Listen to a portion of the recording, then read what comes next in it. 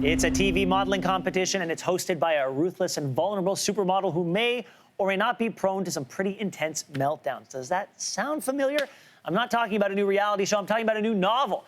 I don't know if you can say the full title on morning TV, but you're looking at the cover of The Wig, The Bee, and The Meltdown, written by Manuel, who just so happened to spend a big chunk of his career on America's Next Top Model and Canada's Next Top Model. And we are so pleased that Jay is joining us from Connecticut this morning. Jay, great to see you.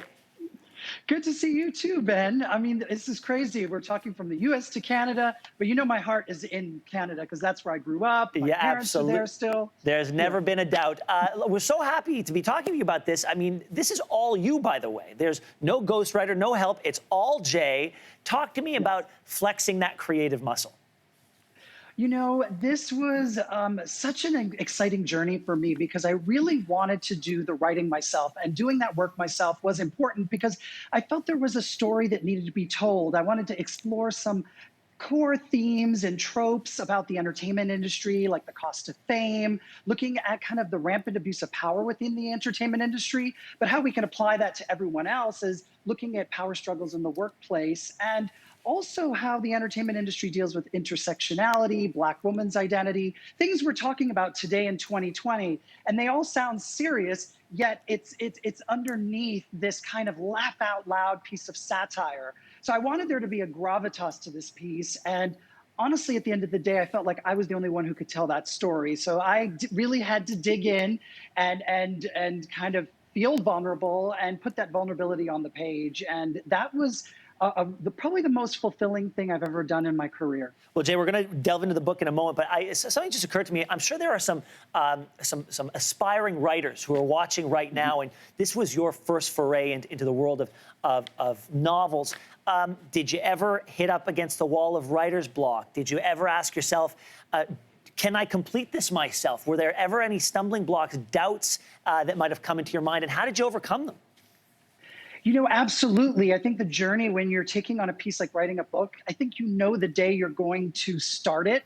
At first, I started outlining the story. I wanted to break convention. I have this metafictional mechanism in the third part of the book, which totally goes against literary conventions. And I thought, oh, I can't do this. Maybe I'll just outline it and have someone else write it. And ultimately, I decided I had to do it myself. And so I say to other aspiring writers, everyone has a story to tell, and you really have to just trust yourself. And even with this book, the journey for Pablo Michaels, who's the protagonist in the book, this is a story of awakening. It's that journey of self, and something that we all go through. So I think putting the truth and vulnerability on the page and trusting yourself and finding your own validation is what's going to carry you through the writing process. And for me, the big hurdle was, can I write a piece like this that is it's very thinly veiled, and it definitely is stirring up the pot, so to speak, and I'm pouring some tea. So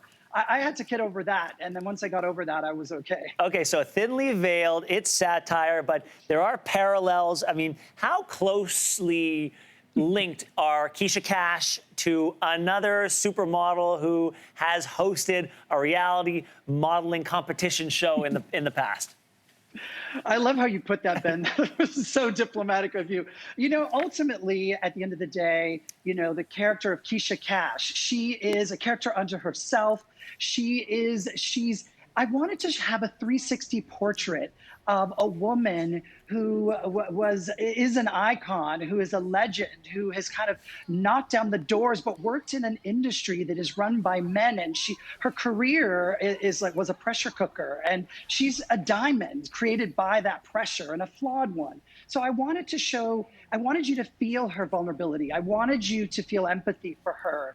So she's not a textbook villain, and she's this glorious character that I think people can explore. And you were just looking at a trailer. I shot like a moodscape trailer with actress Nicole Galicia to kind of give people the vibe of what and who Keisha really is. You know, you posted a picture on your Instagram of you and Tyra Banks. You said that, you know, you guys don't necessarily talk every day anymore, but you learned so much from her.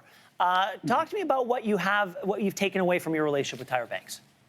You know, I will forever respect Tyra for every door she has kicked down, everything she has done and represents for so many young brown and black girls and boys, and telling, being a model of you can do you. And that was something I learned from Tyra. I also learned about how to never let anyone else dull your shine.